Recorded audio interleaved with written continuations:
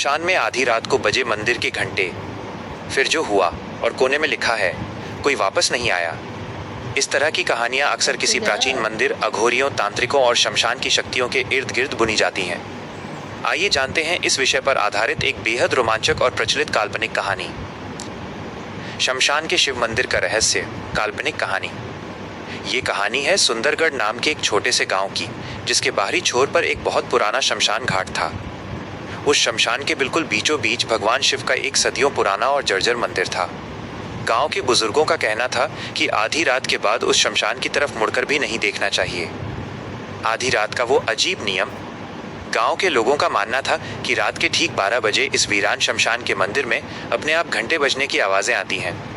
लोग कहते थे कि उस समय स्वयं अदृश्य शक्तियां, भूत प्रेत या अघोरी आत्माएं भगवान शिव की पूजा करने आती हैं।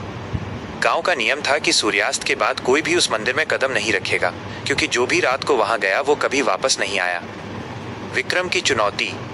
उसी गांव में विक्रम नाम का एक पढ़ा लिखा और निडर युवक रहता था, जो भूत प्रेतों पर बिल्कुल विश्वास नहीं करता था। उसने गांव वालों की इस बात को अंधविश्वास माना और चुनौती दे दी कि वो आज रात ठीक 12 बजे उस शमशान के शिव मंदिर में जाएगा और वहां का सच अपने कैमरे में रिकॉर्ड करेगा। शमशान का भयानक सन्नाटा।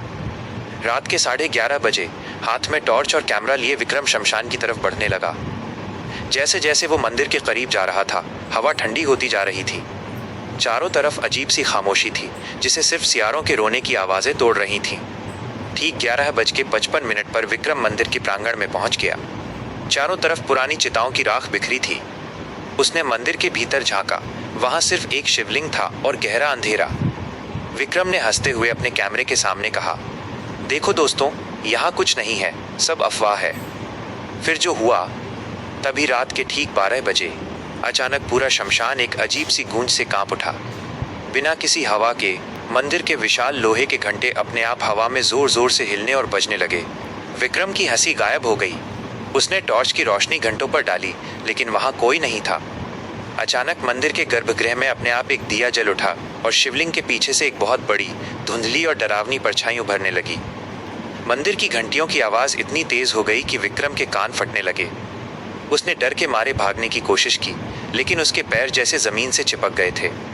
अगली सुबह गांव वालों को मंदिर के बाहर सिर्फ विक्रम का टॉर्च और उसका कैमरा मिला, जिसकी स्क्रीन टूटी हुई थी। विक्रम का कहीं कोई अता पता नहीं था। वो शमशान के उस पुराने रहस्य का हिस्सा बन चुका था। इस थंबनेल का मुख्य